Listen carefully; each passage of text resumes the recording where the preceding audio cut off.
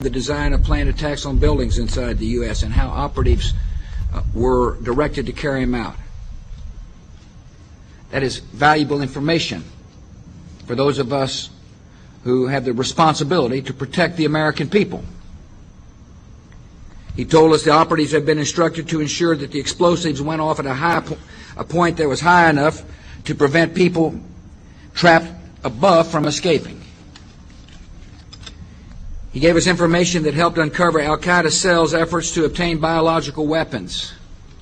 This is Building 7, a 47-story skyscraper that fell on the afternoon of September 11th. The government says that fire brought it down. However, 1,500 architects and engineers concluded it was a controlled demolition. Over 6,000 of my fellow service members have given their lives. And thousands of my fellow first responders are dying. I'm not a conspiracy theorist. I'm a structural engineer. I'm a New York City correction officer. I'm an Air Force pilot. I'm a father who lost his son. We're Americans, and we deserve... I lost my husband. My son. My uncle. My nephew. September 11th, 2001. Most people don't know a third tower fell that day. The government says fire brought it down. The collapse of World Trade Center 7 was primarily due to fires.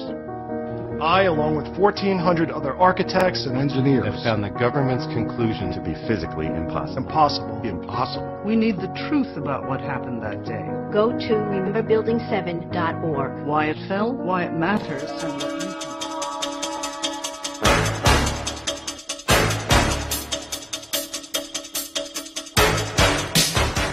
It is important to understand the difference between the term Jews, Hebrews, and Zionists. The majority of the world's Jewish population are honest, caring, honorable people who practice Judaism, follow religious tradition, and embrace good moral values. The term Hebrew refers to the Hebrew language.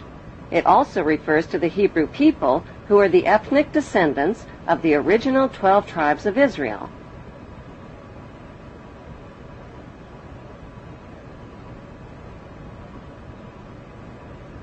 The term Zionist refers to political extremists.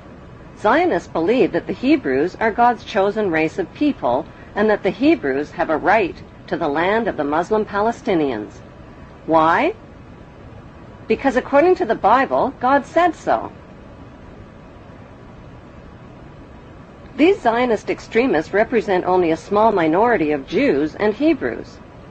Christians who support Israel's theft of Palestinian land are called Christian Zionist extremists.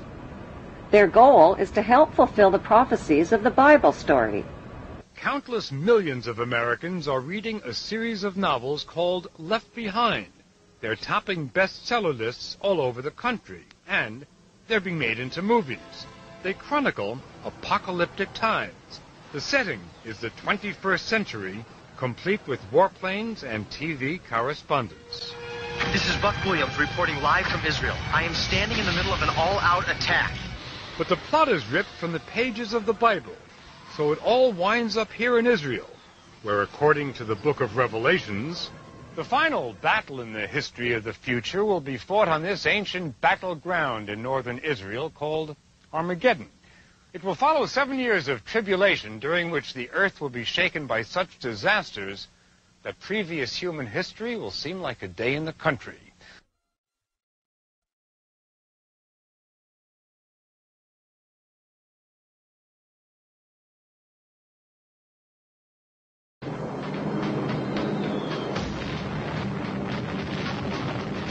I made the only decision I ever knew how to make.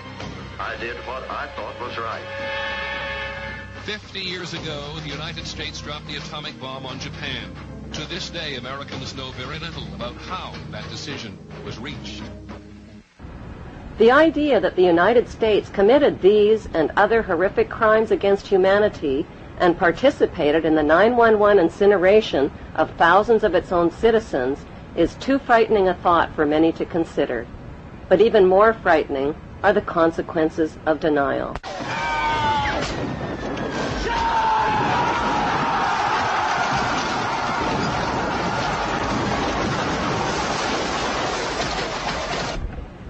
Did the world wars, revolutions, and big events of human history evolve naturally, or were they calculated and pre-planned?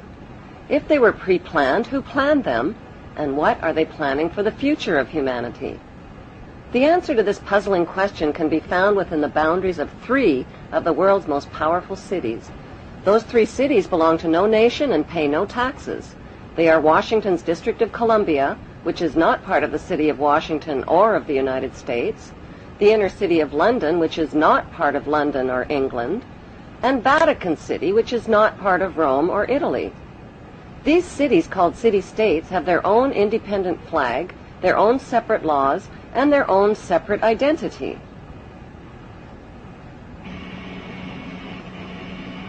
Vatican City is in fact a state, the smallest principality in the world.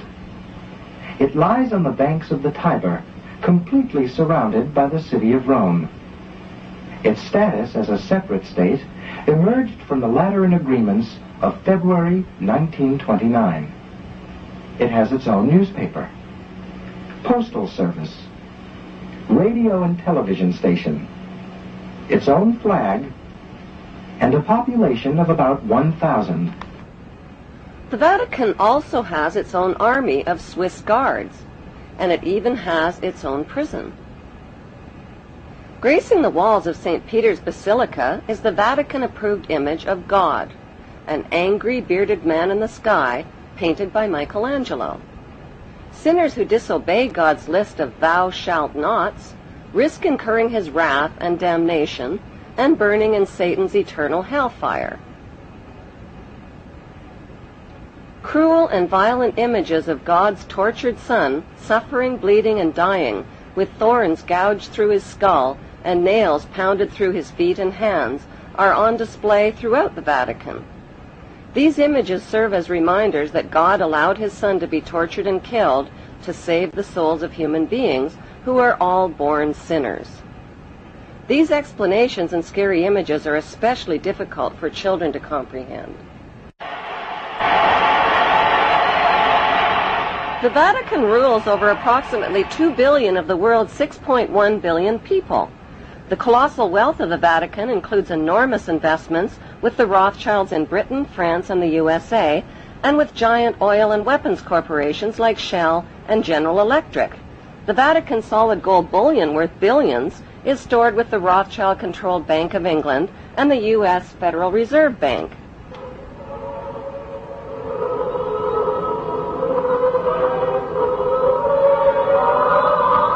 The Catholic Church is the biggest financial power, wealth accumulator, and property owner in existence, possessing more material wealth than any bank, corporation, giant trust, or government anywhere on the globe. The Pope, who is the visible ruler of this colossal global wealth, is one of the richest men on earth. While 2/3 of the world earns less than $2 a day, and 1/5 of the world is underfed or starving to death, the Vatican hoards the world's wealth, profits from it on the stock market, and at the same time preaches about giving. How did the Pope and Vatican accumulate all that wealth over the millennium? One method was to put a price tag on sin. Many bishops and popes actively marketed guilt, sin, and fear for profit by selling indulgences. Worshippers were encouraged to prepay for sins they hadn't yet committed and get pardoned ahead of time. Those who didn't pay up risked eternal damnation in Satan's oven.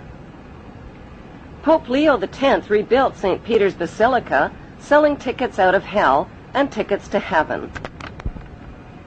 During the Dark Ages, the Catholic Church not only hoarded the wealth they collected from the poor, but hoarded knowledge. They kept the masses ignorant and in the dark by denying them a basic education.